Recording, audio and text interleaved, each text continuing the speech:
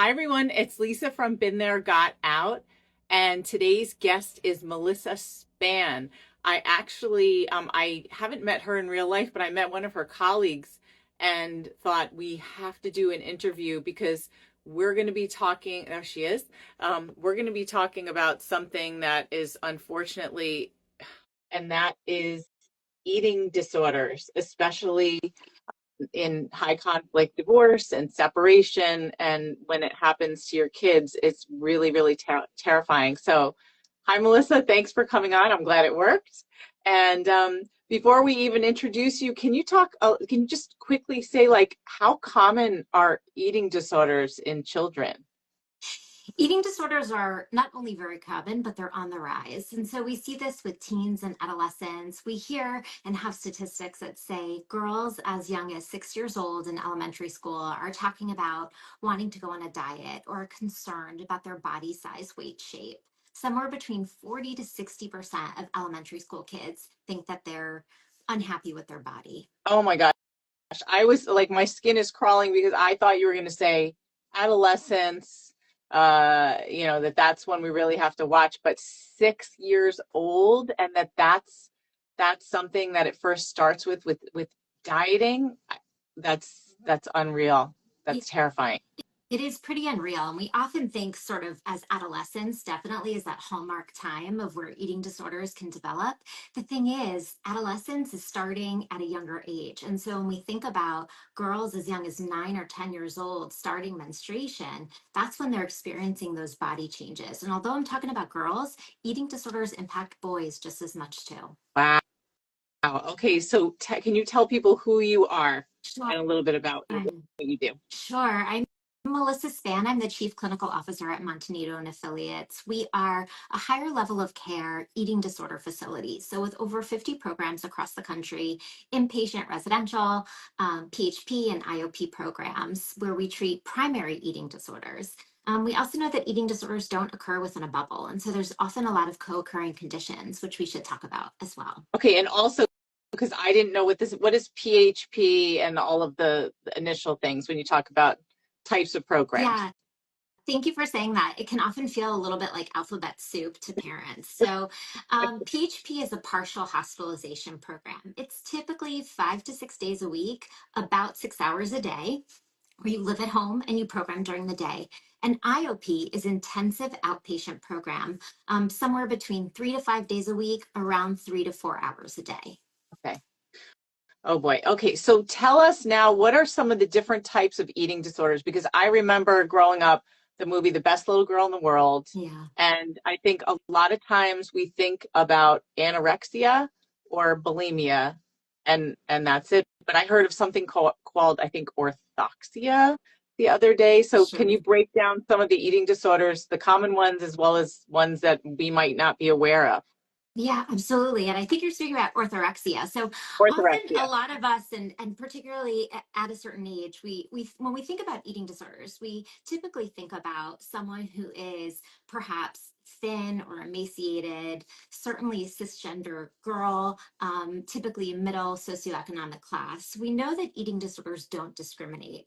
Um, Across race, gender, class, and certainly body size as well. And so there's a lot of misconceptions involved in eating disorders. But to give the broad overview of the types of eating disorders, the Diagnostic and Statistic Manual of Eating Disorders has a few main categories. There's anorexia nervosa, which is that picture that oftentimes people think about as someone who is really restrictive in their intake. So they have an intense fear of weight gain and really concerned about body size, weight, and shape.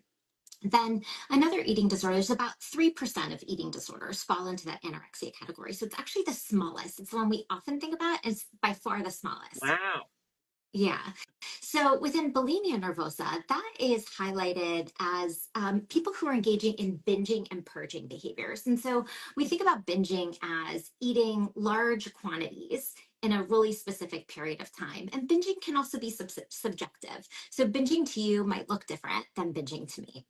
The other thing with the compensatory behaviors, historically, people think about this as self-induced vomiting or purging, but this can also be seen through obsessive exercise and or engagement in laxatives or diet pills. Don't get me started on diet pills and weight loss drugs. It's a whole other bit. And then actually the most common eating disorder is BED, binge eating disorder. And that's eating those large quantities of foods, but without the compensatory behavior.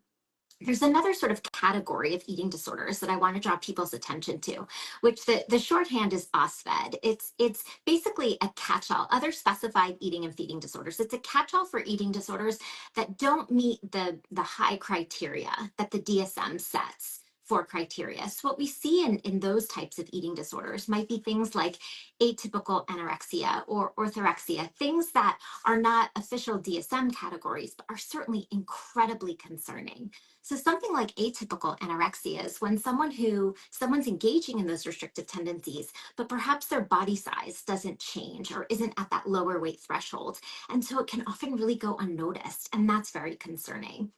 The orthorexia piece that you're commenting on earlier, unfortunately, is so prevalent within our society. So people can relate to the ideas of fad diets or trying out a new exercise regime. Orthorexia is sort of taking that to an extreme in a clean or healthy eating, and sort of really obsessing over that as well. Can you give some example, like with the orthorexia, what that looks like? Like how what someone who does that, like what would I see? What you would see, particularly for a teen or an adolescent, actually not dissimilar for an adult, would be someone who's really only wanting to eat certain types of foods. So have to be organic and not cooked with butter or oil, wanting to make sure that there's a lot of, again, what our diet culture gives us as information as healthy. I do this intentionally. There's a wide variety of what actually constitutes health. But in those orthorexia tendencies, it's somebody who's really focused on what they perceive as a purity around food. You know, as you're talking, I'm thinking about someone that I knew years ago, an adult woman who I think had that, where she would ride a bike. She was tiny and she would ride a bicycle 4 hours a day. And every time we went out to a restaurant, she'd be like, I need like fish that's completely dry, not cooked in anything. And I'm like, but it was an obsession. And it was like she'd get nervous every time we go out to eat because and it wasn't anything to do with allergies. It was just this thing in her head, like everything had to be a certain way. And she was very, very rigid about it. Yeah, so your comment on sort of rigidity is really a hallmark of an eating disorder. So when someone becomes obsessive in any one way of dealing or navigating with food, body, or exercise, that's really a pretty significant warning sign. Mm. And is there like, are there things which, like, okay, so our community is people dealing with high conflict divorce and co-parenting situations. And so the Yeah. kids feel a lot of the stress and a lot of times the conflict bleeds onto them. And so the eating disorders are common in our community. But are there other things that would precipitate an eating disorder beginning? Like what would make this manifest? I always think about from that movie, Best Little Girl in the Mhm. World, how it felt like this girl didn't have control over so many things in her life, so she used food as the one thing that she was able to control. Yeah, so that is certainly eating disorders. The hallmark is sort of this disease of control. But we know that eating disorders happen for a lot of different reasons, and so there's a variety of factors. We take the perspective of a biopsychosocial model, and so those biological factors, or from a neurobiological perspective, that's our genetics. There is significant research in the field of eating disorders that speaks to the genetic factors associated with an eating disorder. That doesn't mean if my mom had an eating disorder, I have an eating disorder, but it talks about clusters of mental health related issues running in families. So that's certainly something for families and parents to be aware of, those biological factors. Then the psychological factors have to do with what makes us who we are. So our personality, our temperament, Any parent who has more than one kid totally gets this. It's sort of a nature versus nurture thing where you can see inherently your kids are just different. They are who they are. And then those social and cultural factors, sort of that last bucket, really has to do with our environment. That can have to do with status, socioeconomic status. That can have to do with different environmental factors that folks have going on in their lives, and certainly trauma and family really interact with there. Just a note on trauma, there is a very high co-occurrence on eating disorders and trauma. And I think a lot of times people think about trauma as like a big T. So I'm in Miami, Florida, bracing for a hurricane, a significant event, a natural disaster. That's a significant traumatic event.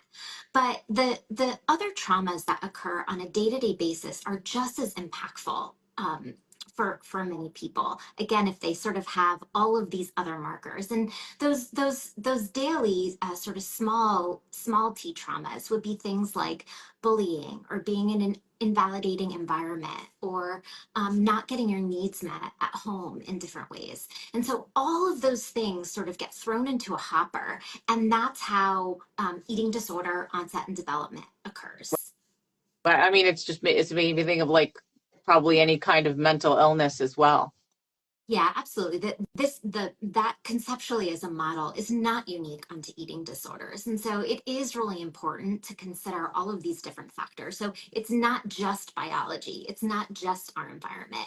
It's all of these different things sort of mixed together. Yeah.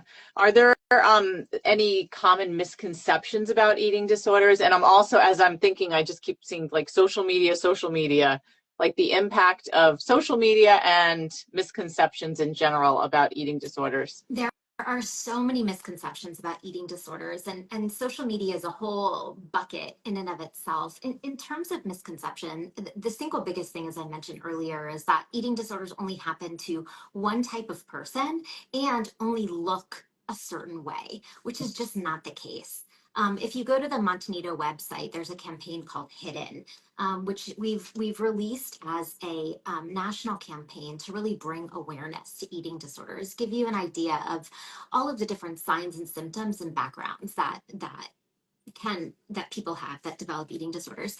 But another really big misconception is that eating disorders are a disorder of choice. They are not. So one of the things that parents can often do is try to simplify, try and solve the problem. I think particularly in high conflict divorce situations and families, there's certainly a need to say, let's just fix the problem, right?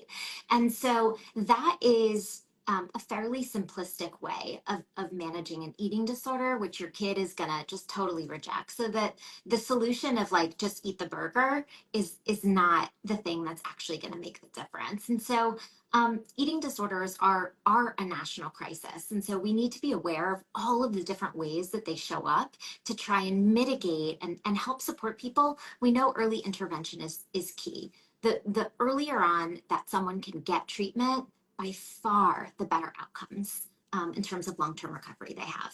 Yeah, so okay, so let's talk about what parents or teachers should look for. Like, what are some red flags of eating disorders, especially since it's not the typical, image that we have or I did from the past of like when someone is skeletal or sneaking off to the bathroom to throw up or something with their teeth. Yeah, so those are all certainly things that are associated with eating disorders, but perhaps there's a lot of other things that people don't necessarily have awareness to. So there's physical change, warning signs associated with eating disorders. So this might show up where you have a kid. This is common with a middle schooler to say, just like, my stomach hurts, my stomach hurts, my stomach hurts. Lots of stomach cramps, or getting calls from school saying like kids saying that they don't feel well. And so oftentimes if you take your kid to primary care, they can't diagnose like a stomach ache. And so it occurs multiple times. And unless you're asking the question, when's the last time did you eat? What did you eat? That sort of goes unnoticed. So obviously major weight changes is a warning sign, but hopefully you want to be a little bit more aware of things prior to getting there. dizziness, muscle weakness, sleep problems, and certainly if you're taking your kids for an annual visit, do labs, or if you're concerned about something, check for any abnormal labs. So those are things on the physical side. But on emotional end, the things to be on the lookout for eating disorders, certainly the number one thing that I would say to be on the lookout for is change. Now, there's a lot of things, particularly in times of divorce and other things going on within a family system that impact and influence how a kid behaves, right? And anyone who has a teen, or you can reflect on your own teenagehood, 13, 14, that's not a fun time, no matter what, in the best and best of circumstances, right? So some of the emotional warning signs are things that are maybe a little bit more typical of teens too. So it can be really difficult to sift through. But withdrawing from family and friends, not doing the activities that they used to do, certainly things like running to the bathroom after a meal, but also if you notice food in your home is suddenly missing. So hiding or hoarding food in different ways, lots of excessive patterns. So again, in your example earlier, someone who they have to go on the bike for 4 hours a day, or it, from their perception, the sky's going to fall. So those rituals and inability to divert from those are really pretty significant things. So just that focus on body weight, shape, size, depression, anxiety, low self-esteem, irritability, moodiness. Those are the like it's hard to decipher Yeah, from regular I teenagehood. know. I was gonna say I taught high school English too. I'm just like, that's tricky. But can you talk a little bit about hoarding food, just in case people don't understand what that means? Yeah, It's so not it's not going to Costco and buying a bunch of stuff, right? no, I mean, for some people, it could be purchasing foods and putting it in places where people might not see. But for kids or teens that don't have access to their own bank account, it might mean taking food from the kitchen, from the family home, and hiding it away. And again, sort of gathering larger quantities of food. They may or may not actually be eating the food. But that's sort of that hoarding mentality. Yeah, again, that makes me think about the ability to have agency or control over something. Yeah, absolutely. It speaks to the inability to feeling like you have control over anything that's going on around you. Yeah. So I'm still haunted by the image that you gave at the beginning of this conversation about six-year-olds worrying about diet. What are some things that parents or teachers or caregivers can do when they see that something's going on? Especially, I mean, with anything, early intervention is most important, but a lot of times Sure. we don't catch it in time. Yeah. So what about when it's really bad? Yeah, so hopefully early on, some of those early and there are early intervention programs that are really important. I remember recall a time. My kids are teenagers now, but when one was in elementary school, and I went to career day and talk about positive body experiences, and she was in second grade at the time. And I said, what are some of the things that you guys can do to feel good about your body? And a little girl in front row raised her hand and said, you can go on a diet. And this is my real life experience. This is not Oh, a research or statistic study. My daughter, obviously, bright red in the face, like worried, what is mom going to say? So, for me, the redirection in that moment is, what are things that you can do physically to make yourself feel good? And so for kids as they age, one of the things that happens is they age out of play. This happens for us as adults too. And we see this a lot. Kids, if you're not competitive in a sport, there really is an opportunity to engage in sport for fun. There's lots of things that you can do and exercise for fun. So we want to promote those things at an early age. As a parent, as an educator, the one of the most important things that we can do is to lead by example. And so if you are um, constantly talking about how you need to go on a diet or berating yourself. We see this a lot in parents who have the best of intentions. And I want to be really clear, parents do not cause eating disorders. That is very, very important. There's so much shame and blame and guilt that accompanies being a parent with a kid who's struggling with mental illness. And it's very important to clarify that. But some of the things that are important to do is to make sure you're modeling appropriate behavior. And so even if you're never talking about your kid's experience, if you're constantly talking about your own dissatisfaction with your body, your kid hears that and internalizes those messages. So it's important to avoid diet talk and try and again promote that body acceptance perspective. All right.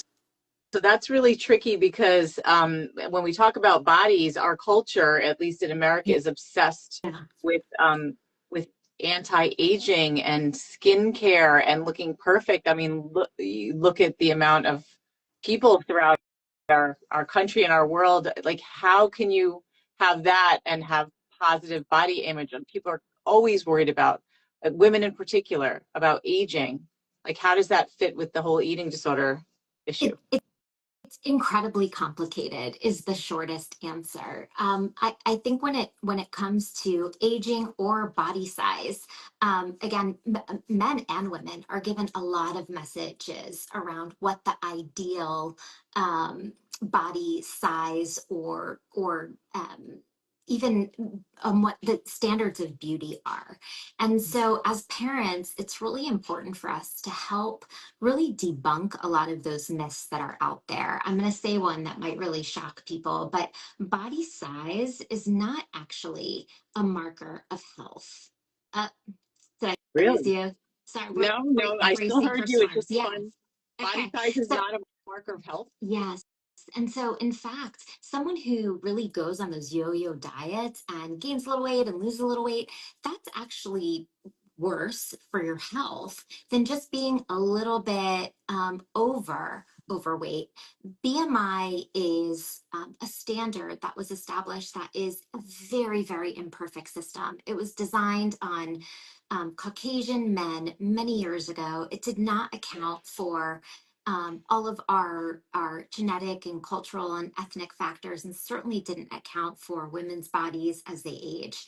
And so we're really being held to completely unrealistic standards. And when you add in the harmful layers of social media and what's out there, and filters and misinformation that our kids see, it's an incredibly dangerous time. Yeah, I mean it's so scary. It's like an uphill battle, but I'm really glad that you talked about the importance of play and physical play. There's a book that I heard the author speaking about on NPR a couple of years ago. It's called The Power of Fun by Catherine Price, and she talks about, and I wasn't even thinking about it from this angle, but she talks about how important it is to still remember to play in terms of have undistracted um, attention where you're doing an activity with other people. It's different than self-care and like relaxing and taking, getting like spa treatments and meditation. It's more of like active engaging where your body is producing pleasure hormones. She compared it to like playing tag when you're 5 years old, like just not thinking of anything else, but just running and playing and enjoying oneself. So that's when you said that earlier, Exactly. that's made me think of. Yeah, and play is it's actually similar with engaging in art too. As we get older, if you're not an artist,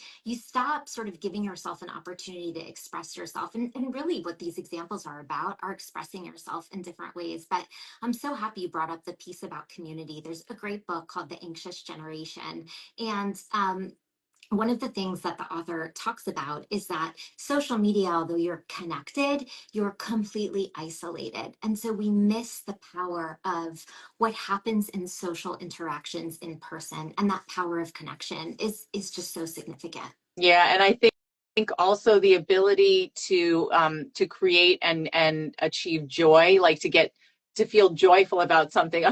Just this past weekend, I actually had my son's girlfriend. We got together and had a terrarium making party.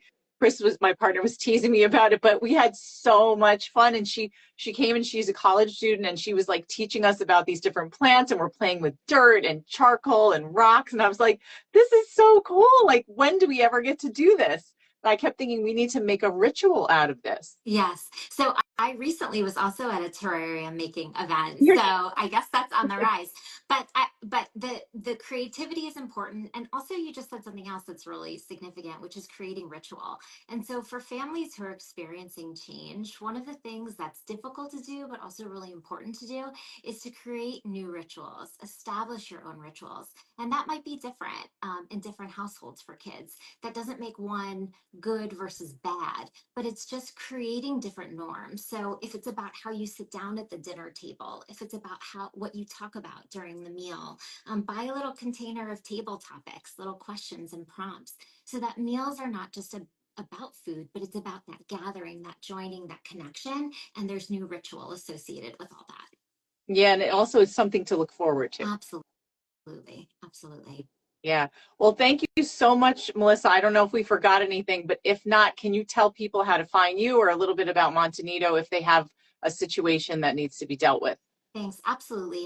And so one of the most important things again is to just start seeking help if you need help. You can certainly go to Montanito's website, montanito.com, and we can help provide you with resources. When in doubt, if you don't know where to start with your primary care physician. Talk to them about your concerns. They're doing growth charts and plotting your kid's trajectory starting at a really early age. And so bring in resources, everything at the stage of life where things are going on with your kids, things are going on with your family. It really does take a village. And so ask for help, bring people in and get the resources that you need. Great. All right. Thank you so much, Thank, Melissa. This is really thank helpful. I you. took a bunch of notes. All right. Talk to you later. Thank you. Bye bye. Bye.